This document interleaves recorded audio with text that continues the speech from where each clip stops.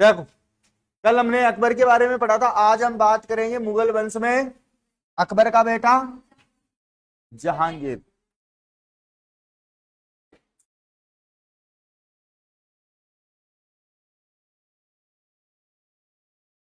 देखो,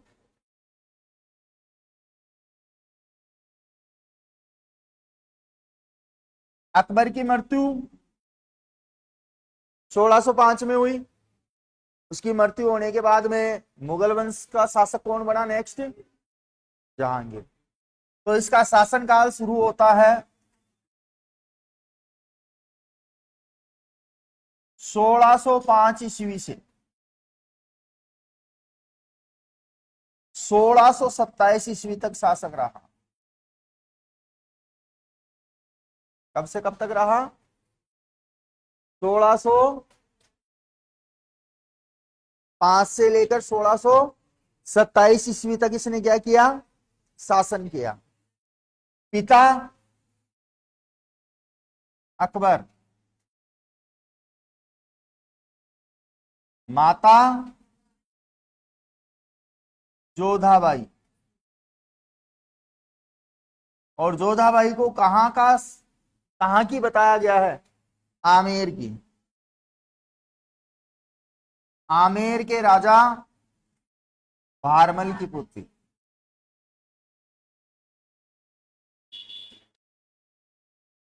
भारमल की पुत्री है।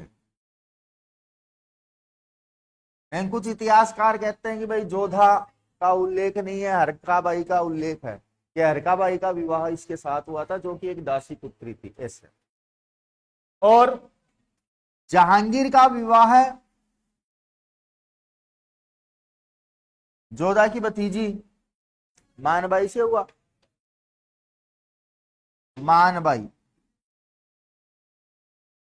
और इस मानबाई के बारे में अगर पूछे तो देखो, जोधा तो बताई गई है भारमल की पुत्री, जबकि ये भगवंत दास की पुत्री थी। तो आमेर के राजा भगवंत दास की पुत्री बताया गया।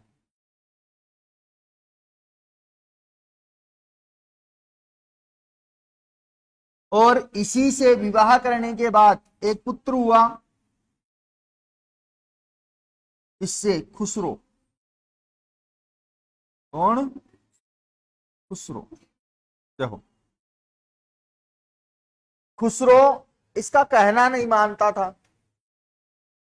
खुसरो को एक तो आगरा का दीवान था और एक दीवान था लाहौर का।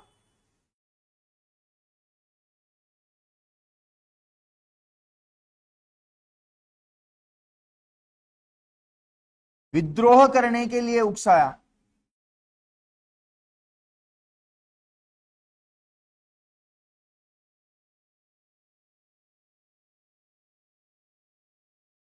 एक का नाम मिलता अब्दुल रहीम,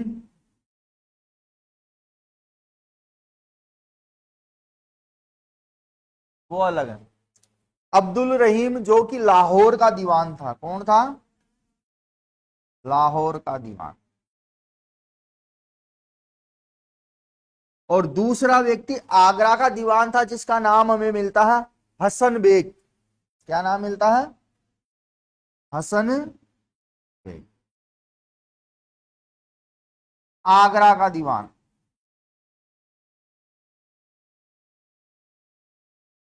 और ये दोनों ही खुसरो को इसके पिता जहांगीर के खिलाफ उकसा देते हैं। दूसरी बात, ये खुसरो है ना,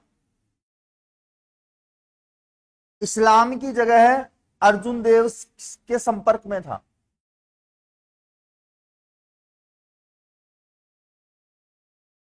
अर्जुन देव जो कि एक सिख गुरु थे। क्या थे? सिख गुरु थे। इन सभी के बहकाओं में आकर कहते हैं कि खुसरो ने विद्रोह किया और विद्रोह के एवज में जहांगीर ने खुसरो की आंखें फुड़वा दी थी। जहांगीर क्या कर दी? आंखें फुड़वा दी। इसका साथ देने वाले जो 3 लोग थे, उन तीनों को मरवा दिया। इनके विद्रोह करने के कारण जहांगीर ने खुसरो की आंखें फुड़वा दी।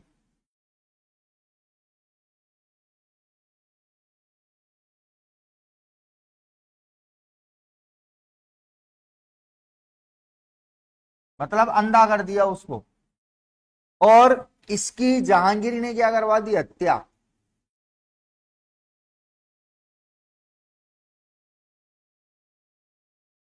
तो ये कौन थे, पांचवे सिख गुरु माने जाते हैं।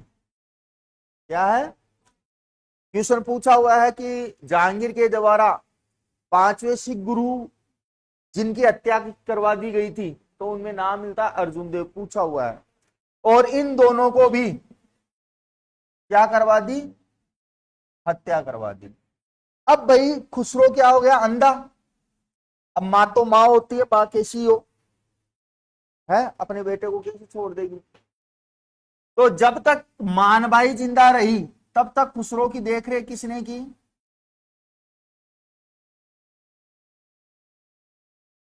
मानबाई ने।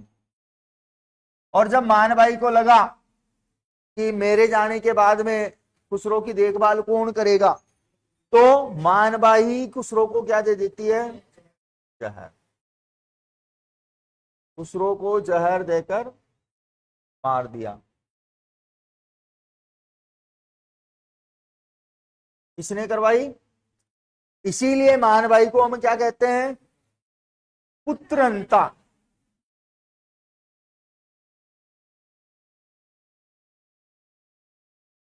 क्या कहा गया इसे, पुत्रंता। ये तो एक विवाह मानबाई किसके साथ, आमेरवाड़ी जहांगीर का। दूसरी पत्नी की मैं बात करूं तो देखो, एक विवाह बता दिया।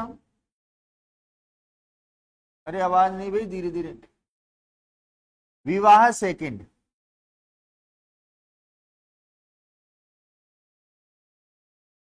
सेकंड विवाह जो जहांगीर का हुआ वो हुआ जगत गुसाई के साथ, जगत गुसाई। इसी को हम बोलते हैं मानबाई के नाम से जान। और ये कौन थी, मोटा राजा उदय सिंह की पुत्री। हाँ, और ये कहाँ का था, जोधपुर का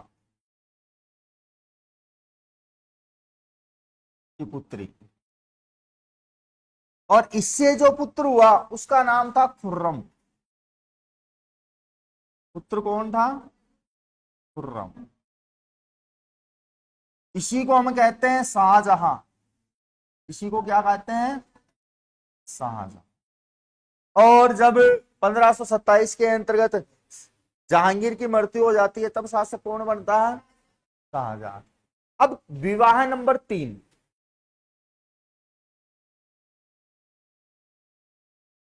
विवाह नंबर 3 याद रखना, पत्नी नंबर 3। इसने विवाह किया था मेहरुनिसा से।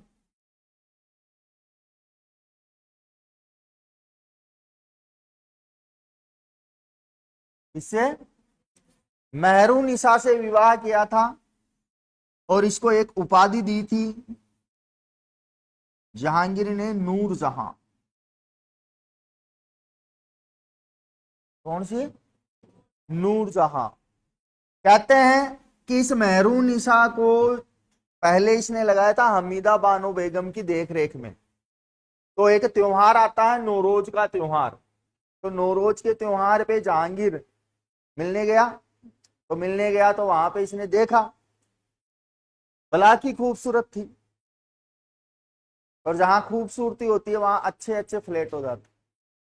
तो ये तो बादशाह था। इसने नवरोज के त्योहार पे इसको देखा और इसकी सुंदरता पे क्या हो गया, फिदा। और फिदा होके इससे क्या कर लिया, विवाह।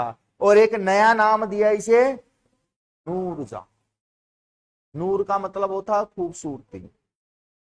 तो ध्यान रखना, मेहरुनिसा को कब देखा, नवरोज के के त्योहार पर देखा। और ये देखा देखी वाला तो चक्कर इतना भयंकर है कि पूछो मत। अलाउद्दीन खिलजी भी नहीं रुका था, पागल हो गया था वो। ये कुड़ी लेनी, ये कुड़ी लेनी है। इसके पिता थे एतामुद्दौला, ऐसे कुछ नाम मिलता है, एतामुद्दौला।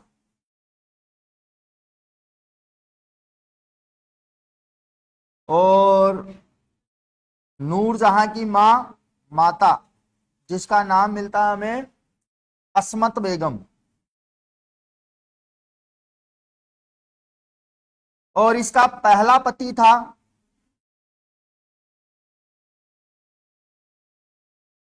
Ali Quli bag, Ali Quli bag. ठीक। और नूरजहां को इस अली कुली बेग से एक पुत्री थी जिसका नाम था लाडो बेगम।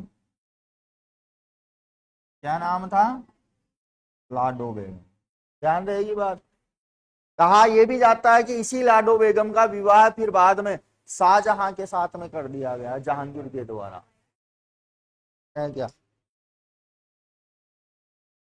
देखो, इसी नूरजहां ने भारत की प्रथम सफेद संगमरमर की इमारत बनाई थी। सफेद संगमरमर की इमारत का निर्माण करवाया। शाहजहां तो बाद में आया था, ये पहले ही बना चुकी थी। और इसने जो बनाया था वो बनाया था एतामुद्दौला का मकबरा।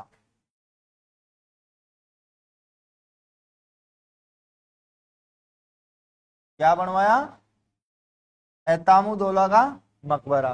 क्योंकि अब बादशाह की रानी हो गई और बादशाह सबसे ज्यादा इसी को चाहता है, तो पैसे की कोई कमी नहीं है। पिता मर गया तो पिता की याद में इसने क्या बनवा दिया? एतामुद्दौला का मकबरा, जो कि भारत की पहली सफेद संगमरमर की इमारत है, दिल्ली। इसके अलावा कहते हैं कि जो नूरजहां की मम्मी थी अस्मत बेगम, ठीक है, एक बार ये जहांगीर के साथ में आई थी अपने यहाँ, क्या नाम है, मैगजीन दुर्ग में, अजमेर। अजमेर के मैगजीन दुर्ग में रहते हुए इसने गुलाब से इत्र बनाने की विधि खोजी थी। गुलाब से इत्र बनाने की विधि खोजी। और कहां पे खोजी?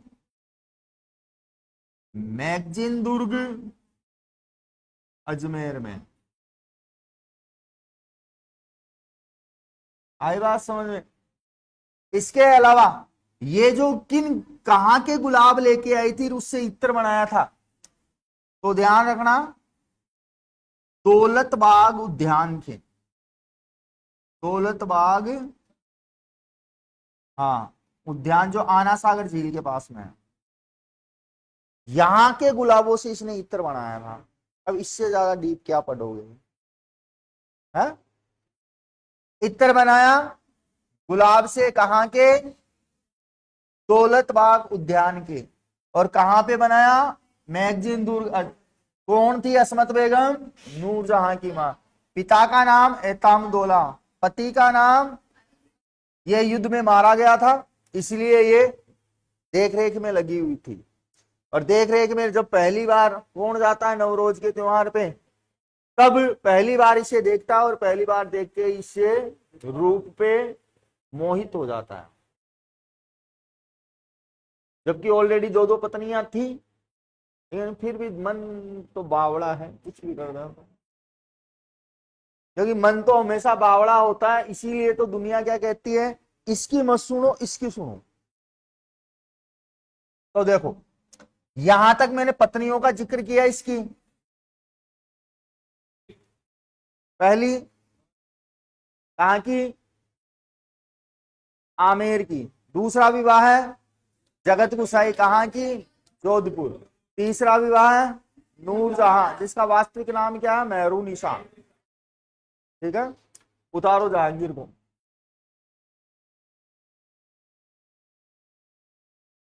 कौन से सिख गुरु की हत्या करवाई थी जहांगीर ने?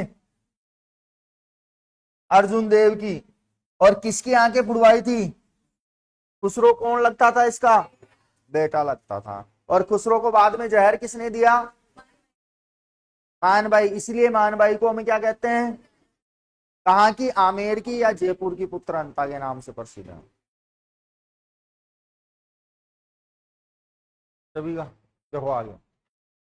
अब भाई विवाह के बारे में, पत्नियों के बारे में, अन्य घटनाओं के बारे में तो जान लिया, लेकिन जो ये जहांगीर था न्याय के लिए प्रसिद्ध था।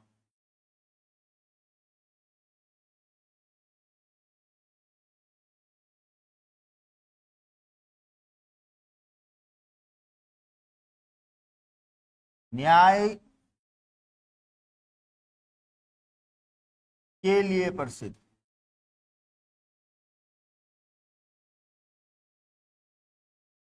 इसके लिए न्याय करने के लिए जाना जाता था। देखो, कहा जाता है कि एक बार इसके दरबार में मामला आता है दो महिलाओं का, जिसके अंतर्गत एक महिला दूसरी वाली महिला के बच्चे को चुरा लेती है और कहती है कि यह बच्चा मेरा है, और दोनों उस बच्चे को लेकर झगड़ते हुए दरबार में पहुंचती है।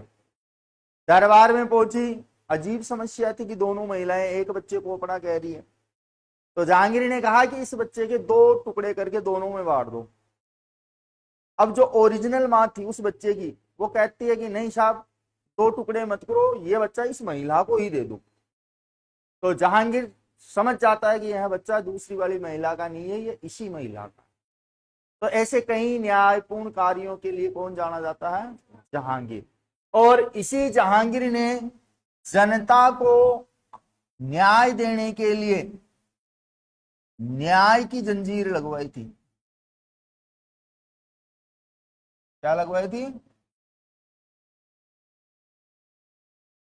लगवाई, जो आगरा के किले में थी।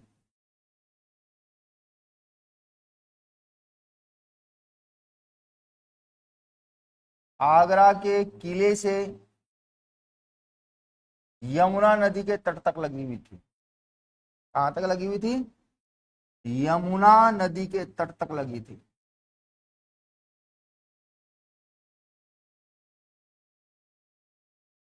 इस न्याय की जंजीर में 60 घंटियां बंधी हुई थी, और ये न्याय की जंजीर सोने की जंजीर थी।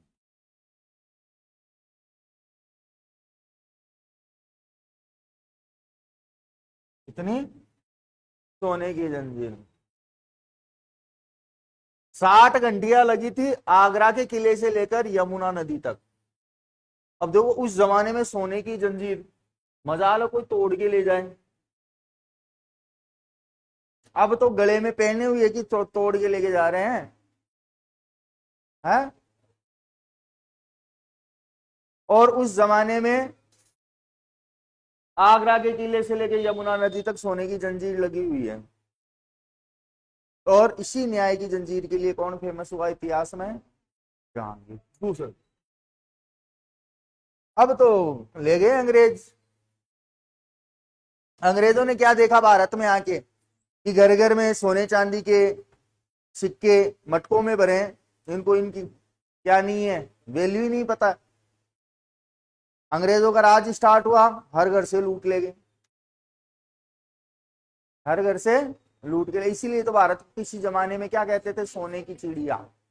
और वो किन लोगों ने कहा? अंग्रेजों ने नहीं कहा है, भारतीयों ने नहीं कहा, अंग्रेजों ने कहा कि भारत तो सोने की चिड़िया है। जिनके घर घर में सोने चांदी के क्या पड़े हैं? सिक्के पड़े हैं, और उनको वैल्यू नहीं है, ऐसे खुले में पड़े हैं। और बाद में अंग्रेज आए तो भाई साहब उन्होंने ऐसा लूटा कि दीवारों के अंदर भी जो सोने के तार लगाए हुए थे ना महलों में, वो भी नहीं छोड़े, वो भी उतार उतार के ले गए, इतना लूटा। तो देखो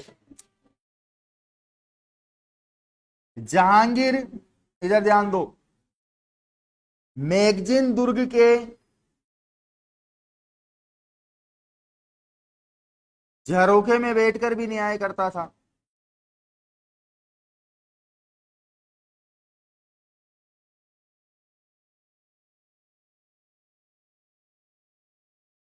एक तो आगरा के किले में, दूसरा मैगजीन दुर्ग में।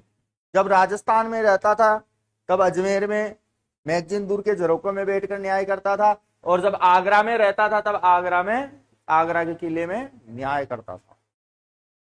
इसी के समय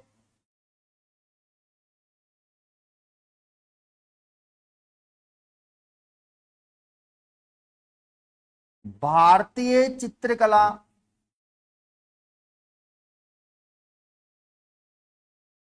का स्वर्ण काल कहलाता है, इसका शासन काल क्या कहलाता है? स्वर्ण काल।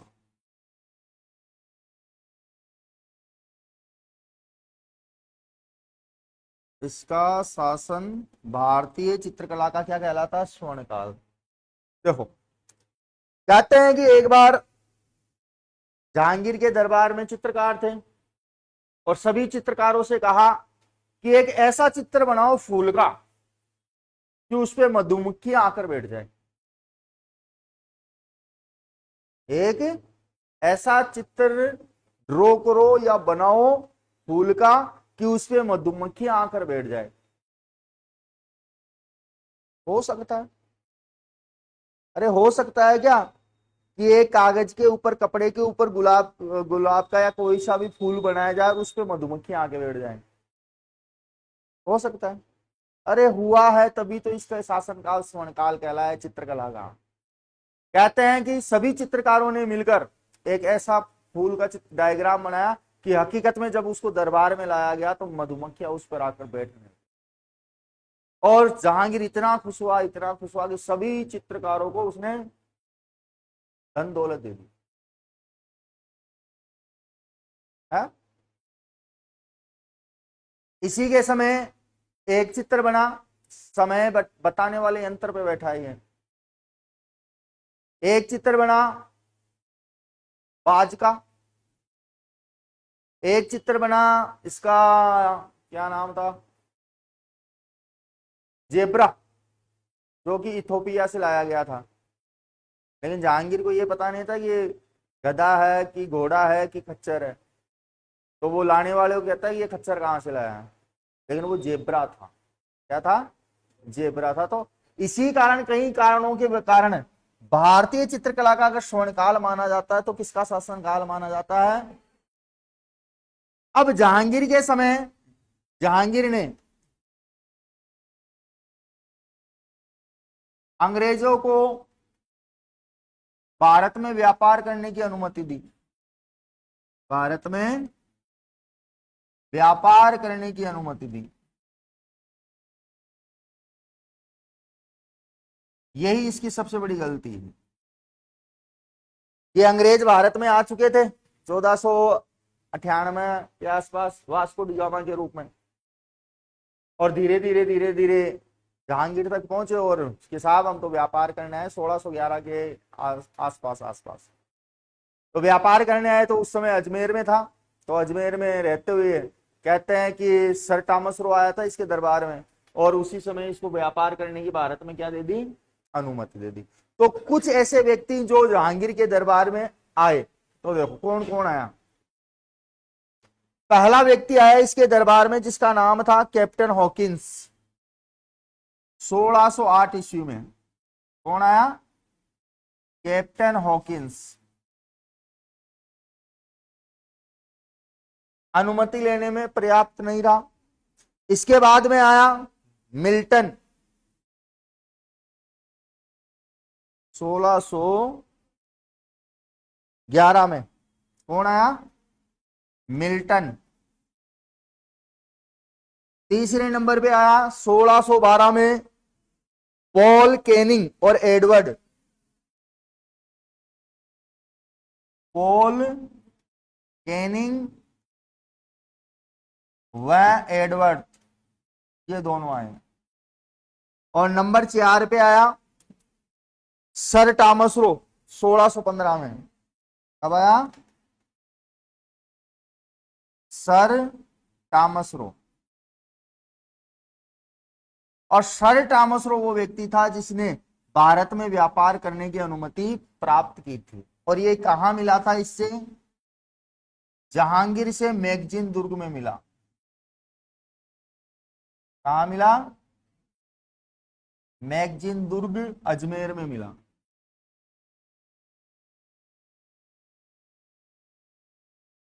और यहीं पर इसने भारत में व्यापार करने की अनुमति प्राप्त की। भारत में व्यापार करने की अनुमति प्राप्त की।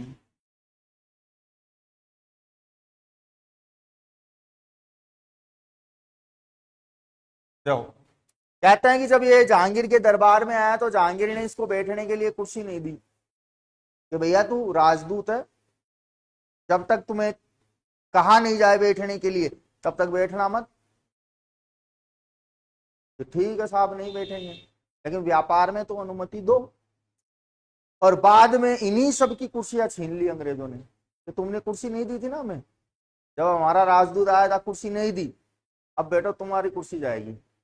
इसीलिए 200 साल तक भारत को क्या बनाया इन्होंने? धीरे धीरे करके गुलाम बनाया। और इतना लूटा, इतना लूटा, इतना लूटा कि बदनाम तो मुगल हुए, लेकिन हकीकत में लुटेरे अंग्रेज थे।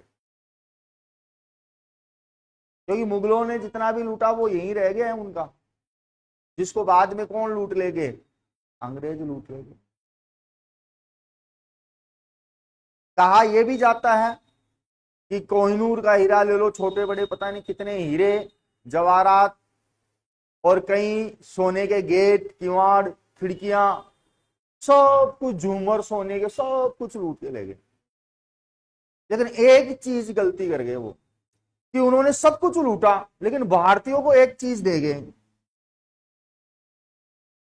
शिक्षा, समानता, नारी, नारी के उत्थान के लिए सती प्रथा, बाल विवाह, ये सारी प्रथाएं बंद कर गए, देवदासी प्रथा, और एक कॉमन एजुकेशन सिस्टम देके गए। तीसरा, आज हम कहते हैं ना ये हमारा टाबर तो इंग्लिश मीडियम में जाए, भाया ये अंग्रेजी देगा तो भी इंग्लिश मीडियम में, हम गर्व से कहते हैं ना कि इंग्लिश मीडियम में जा रहा है। वो अंग्रेजी दे लेके आए थे। कौन लेके आया था? Lord Macaulay. भारत में अंग्रेजी शिक्षा का जनक लॉर्ड मेकाले हैं, ध्यान रखना। और इसी लॉर्ड मेकाले के द्वारा इंग्लिश शुरू की गई थी सबसे पहले। आज हम यूपीएससी की तैयारी करते हैं ना, यूपीएससी, उसका पहले नाम था लोक सेवा आयोग, बाद में संघ लोक सेवा आयोग हुआ इसका।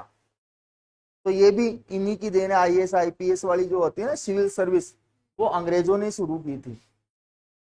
सारा सिस्टम वही है, केवल भारतीयों के अधिकार क्षेत्र में है। पहले अंग्रेजों के अधिकार क्षेत्र में था, अब भारतीयों के अधिकार क्षेत्र में। जितने भी दफ्तर है, कॉलेज है, न्यायालय है, सारा अंग्रेजों का दिया हुआ है। तो भैया इसकी फीस तो लगनी ही लगनी थी। अभी जैसे तुम भी पढ़ने आ रहे हो तो तुम्हारी भी फीस लग रही है ना। तो भारतीयों को इतना सब कुछ दिया, सिखाया, तो उसकी वो 200 साल तक क्या लिए हैं? फीस लिए हैं। क्या लिए हैं? तो इतना बढ़िया सिस्टम वो देके गए, तो उसकी फीस वसूल की है उन्होंने। लेकिन वो फीस क्या है, थोड़ी सी भारी पड़ गई। कई लोगों को मरना पड़ गया देश को उनसे आजाद कराने के लिए, है। अगर अंग्रेज नहीं आते तो हमें क्या पता लगता गुलामी क्या चीज होती है। अंग्रेज नहीं आते तो गुलामी क्या चीज होती है हमें पता ही नहीं लगता। और भारतीयों के साथ तो इतनी गुलामी की हदें पार ही नहीं हुई है जितना वियतनाम वालों के साथ हुआ है। वियतनाम वालों के साथ तो बहुत खतरनाक तरीके से हुआ है, पढ़ना कभी। और उसी वियतनाम ने अमेरिका को द्वितीय विश्व युद्ध में टक्कर देकर नीचे गिरा दिया। आज भी उस 2 प्लेन गिराए थे ना, उन दोनों प्लेनों को उन्होंने रख रखा है दिखाने के लिए पूरी दुनिया को। इतना सा देश, इतना सा होगा शायद नक्शे में, इतना सा। वो ये कहता अमेरिका के प्लेन हमने गिरा दिए।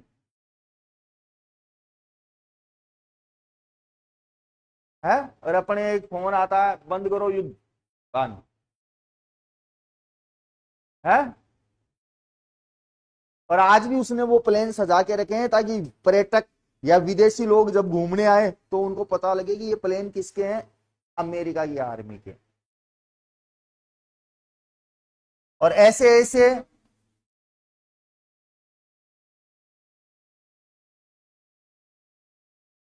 देखो आगे। अब इसके बाद में ध्यान रखना कि इसकी मृत्यु होती है 1627 में, जहांगीर की मृत्यु 1627 ईस्वी में। और इसकी मृत्यु के बाद में जो इसका मकबरा बनाया गया, मकबरा है लाहौर में, जा कहां पे है, लाहौर में है। कहां पे है, लाहौर पाकिस्तान में है। इसकी मृत्यु के समय दो पुत्र ही जिंदा थे। कितने पुत्र, दो, जिसमें एक तो था खुर्रम और एक था सहसायर। जिसमें खुर्रम क्या बना, जहांगीर का उत्तराधिकारी बना। क्या बना, जहांगीर का उत्तराधिकारी बना। और ये जब अपने पिता का विद्रोह कर रहा था तो उस समय ये आया था मेवाड़। और मेवाड़ में कहते हैं जगदीश मंदिर को देखकर, जग मंदिर और जगदीश मंदिर को देखकर इसके दिमाग में ख्याल आया था कि अगर मैं भविष्य में कभी हिंदुस्तान का बादशाह बना तो ऐसी ही सफेद संगमरमर की इमारत बनाऊंगा जिसे आज दुनिया क्या कहती है, ताजमहल। वो इस शाहजहां ने बनाया, खुर्रम ने। और इसमें जो मार्बल लगा वो मकराना नागौर का लगा है, और पूरे भारत में फेमस है मकराना का। तो ये था जहांगीर, उतार लेना।